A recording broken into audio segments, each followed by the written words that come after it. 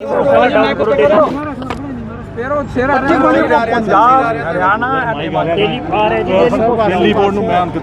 देश में एक ही गूंज, एक ही आवाज आ रही है, my choice Modi, my choice Modi, my choice Modi. और ये मोदी जी के 10 वर्षों की सरकार जो ईमानदारी के लिए, विकास के लिए, सेवा के लिए और गरीब कल्याण के लिए जानी जाती है, जिसने 10 वर्षों में भारत की अर्थव्यवस्था को दुनिया की 5वीं बड़ी अर्थव्यवस्था बना दिया, जिसने गरीब कल्याण के काम करते हुए 25 करोड़ गरीबों को गरीबी रेखा से बाहर निकाल दिया, जिसने विकास के नए आयाम स्थापित करते हुए 30,000 किलोमीटर से ज़्यादा रेलवे लाइन बिछा दी, 3 लाख किलोमीटर से ज़्यादा ग्रामीण सड़कें बना दी, 60,000 किलोमीटर से ज़्यादा नेशनल हाईवे बना दिए और 74 एयरपोर्ट से बढ़ाकर 150 एयरपोर्ट कर दिए। वहीं पर एक्सपोर्ट भी दुगना कर दिया और हमारे जो फॉरेक्स रिजर्व्स हैं, विदेशी मुद्रा भंडार, वो भी लगभग दुगना पिछले 10 सालों में कर दिया है और आगे भी इसी तरह की तैयारी है। सर, ये लोग कह रहे हैं कि अपोजिशन वाले की महंगाई बहुत ज़्यादा होगी। राहुल गांधी कहते हैं कि जो मोदी जी आएंगे तो फिर संविधान चेंज हो जाएगा, इस तरह की रोज बातें करते हैं। इलेक्शन ही नहीं होने दिया, इलेक्शन नहीं होने दिया जाएगा, संविधान चेंज करना। आज मैं पंजाब में खड़ा, मेरा पंजाब के सारे मीडिया से सवाल है, क्या पिछले 1.5 साल से पंजाब के कॉरपोरेशन और मेयर के चुनाव हुए? लोकतंत्र की हत्या पंजाब में हुई है। अगर कभी इमरजेंसी लगी तो इंदिरा गांधी जी ने लगाई, जो राहुल गांधी जी की दादी हैं। देश ने लोकतंत्र की हत्या होते उस समय देखी। मोदी जी की सरकार के समय तो जम्मू कश्मीर में भी पंचायती राज के चुनाव हो गए, डीडीसी के चुनाव हो गए और अब विधानसभा के चुनाव भी होने जा रहे हैं। कांग्रेस ने भय, भ्रम, अफवाहें फैलाने का काम किया और जब वो नहीं चली तो अब डीप फेक टेक्नोलॉजी का उपयोग करके कांग्रेस देश के लोगों को गुमराह कर रही है। चुप रहा। अन्याय एक नहीं अनेक जगह हो रहा है। कांग्रेस के यहीं पे राधिका खेड़ा जी बहुत लंबे समय से मीडिया विभाग में अपनी सेवाएं देती हैं। उनके साथ जिस तरह से दुर्व्यवहार, अत्याचार किया गया और जिस तरह से अगर उनका राम मंदिर में माथा टेकना ही गुनाह था और उनको साथ जो हुआ उसका तो आपने बयान देखा भी होगा।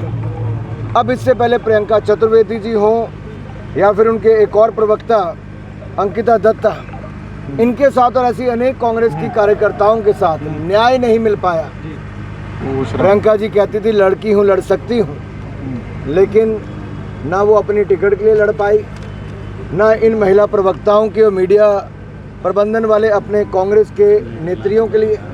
तो इससे पता चलता कांग्रेस के अंदर अन्याय है, कांग्रेस न्याय नहीं मिल रहा। सर, कांग्रेस के नेता चन्नी ये बोल रहे हैं कि पुंछ पे जैसे हमला हुआ है, तो कह रहे बीजेपी जब हारती है तो पुंछ पे हमला करा देती है।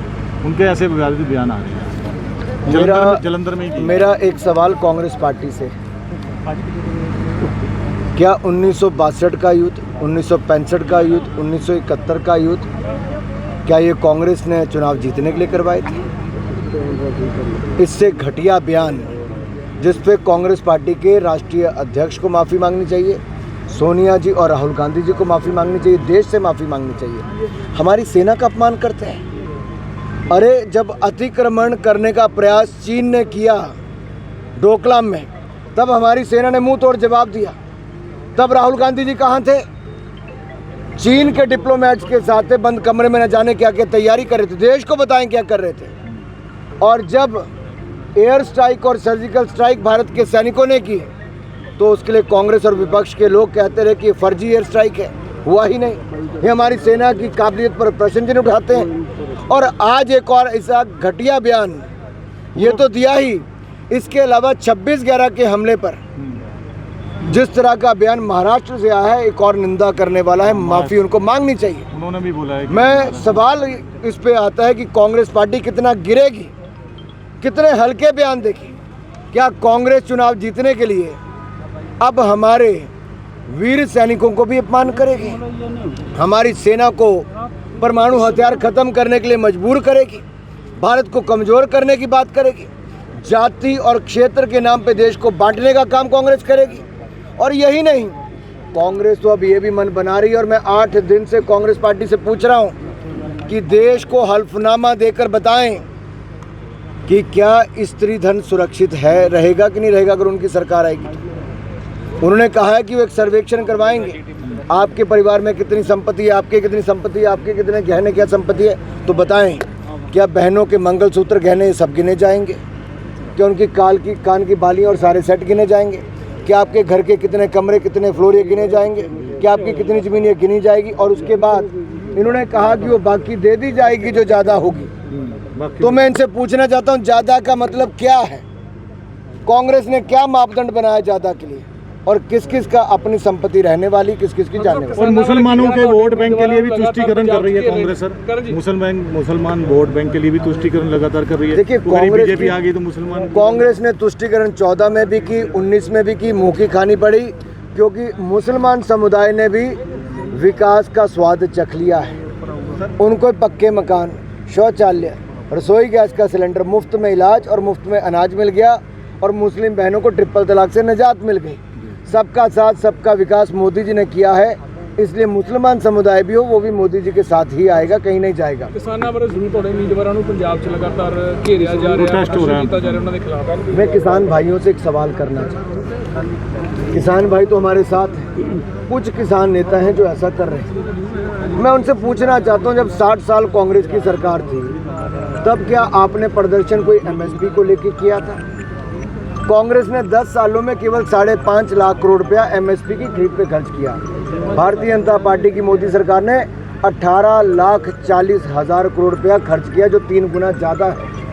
गेहूं की खरीद नहीं, खासकर हिमाचल परिवार संगठन के कार्यक्रम में आपको खुशी होगी कि 6ठी बार अनुराग जी ठाकुर जी यहाँ पर पहुँचे, और ये मंत्री तो हैं ही हैं, लेकिन हिमाचल परिवार संगठन के एक संस्थापक के रूप में भी हैं। तो इसलिए इनको इतना स्नेह है और हमारे एक छोटे से संदेश पर यहाँ पर पहुँचते हैं। तो आज उन्होंने लोगों के साथ यहाँ पर लुधियाना में लोगों के साथ फ़ोन में सेल्फियाँ भी ले रहे हैं, और लग रहा है कि लोगों में चाह है। देखिए, बात ऐसी होती है, जिसकी लोकप्रियता होती है उसी से कोई सेल्फी लेता है। यहाँ पर लुधियाना में कई नेता हैं, उनसे कोई सेल्फी लेता है, वो कहता है हमसे ले लो। कैसे देखो, काफ़ी समय से पूर्वांचल लोग यानी हिमाचल के लोग काफ़ी यहाँ लुधियाना रहे, बड़ा मान जैसा है, बड़ी उम्मीदें होती हैं सरकार से, लेकिन हमेशा ही पूर्वांचल लोगों से बड़ा उन्होंने। देखिए, बात ऐसे है कि कहीं ना कहीं ये भेदभाव रहता है, लेकिन ऐसा नहीं है। पंजाब ने हमने दिया बहुत कुछ, अगर हमें रोजी रोटी दी है, सब कुछ दिया तो पंजाब ने दिया। तो बाकी मतभेद थोड़े बहुत रहते हैं, तो परिवार में भी होते हैं, वो दूर हो जाएंगे, कोई ऐसी बात नहीं है। हाँ जी, देखिए ये हमारे जो बच्चे हैं वो हिमाचल में नहीं जा पाते हैं कई बार, क्योंकि छुट्टियां आजकल कम हो रही हैं, आपने देखा ही होगा, और कम होने के कारण कोई बच्चों का गांव में जाना थोड़ा कम रहता है, और हिल स्टेशन पे या इधर घूमना ज़्यादा रहता है। तो उनको अपनी संस्कृति से जोड़ने के लिए ऐसे कार्यक्रम हम कराते हैं। कैसे देखते हैं, 1 जून को पंजाब में चुनाव है, हिमाचल लोगों की कैसे यहाँ पर? देखिए, चुनाव की बात ऐसे, मैं हिमाचल परिवार संगठन का अध्यक्ष हूँ, तो हम उसके ऊपर नहीं कह सकते, लेकिन हिंदुत्ववाद के ऊपर हम बात करें तो वो देश के प्रधानमंत्री नरेंद्र मोदी हैं, जो देश को आगे ले जा सकते हैं। अगर कहीं पर बच्चों को MBBS जब कर रहे थे, आप समझते हो कौन से देश में, आपको पता ही है, तो जब वहाँ से लाया गया तो पड़ोसी देशों को भी ये बोलना पड़ा कि हम भी हिंदुस्तानी हैं। भारत माता